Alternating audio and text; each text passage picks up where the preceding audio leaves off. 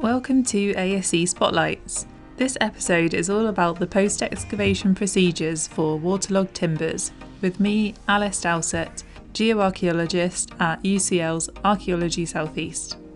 This video is about the handling, cleaning, recording and storage of waterlogged timbers after they have been lifted from a site.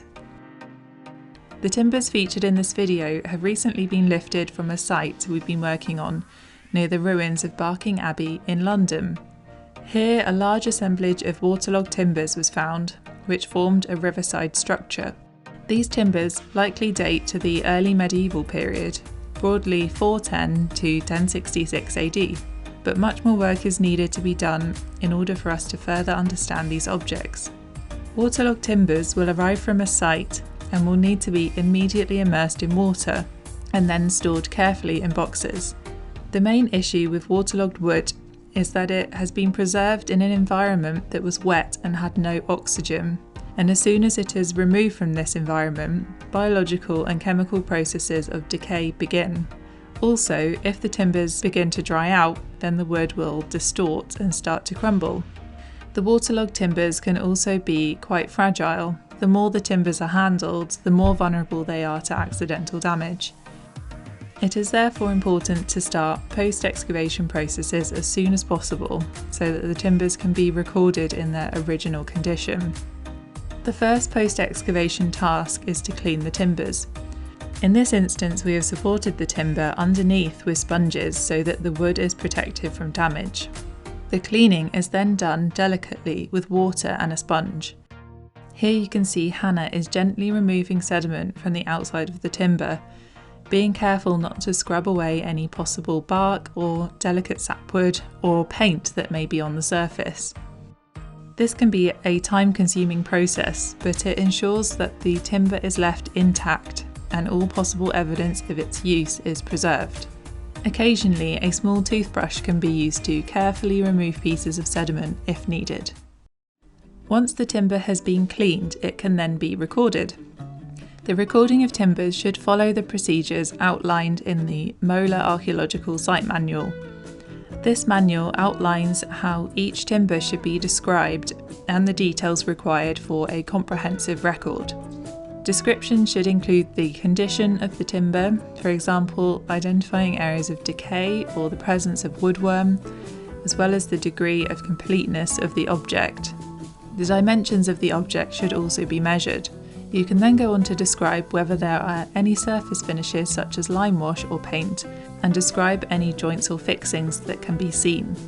As you can see, one of the timbers from Barking has a joint carved into it, and this feature may tell us about the previous use of the object. Many timbers in archaeological contexts will have been reused from previous structures or boats, and it is our job to try to find out the full use history of each timber.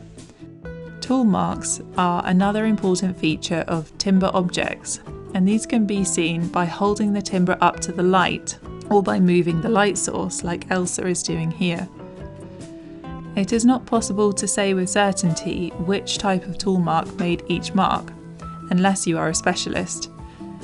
However, it is important for the person recording the object to be able to accurately locate and describe the appearance of each tool mark so that a specialist may identify them. Annotated sketches are useful for documenting these types of features on the timber. Finally, the method of conversion of the timber should be noted. This describes the way in which the timber object was cut from the main trunk of a tree.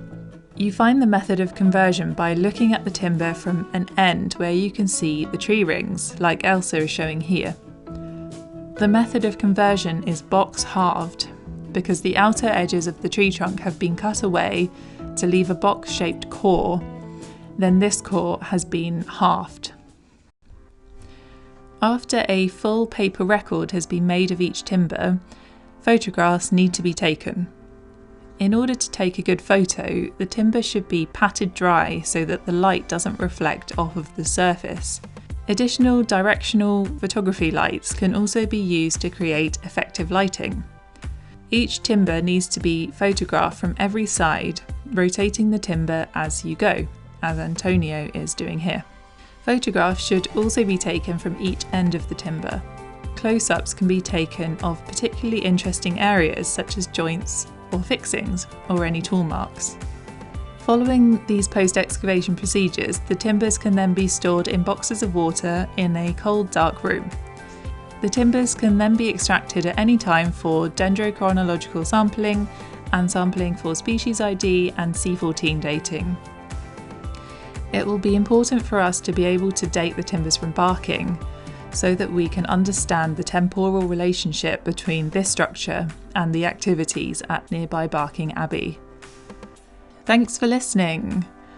I hope it gave you an insight into the post-excavation procedures for waterlogged timbers. You can find additional content and links in the description below, and if you have any questions then please leave a comment.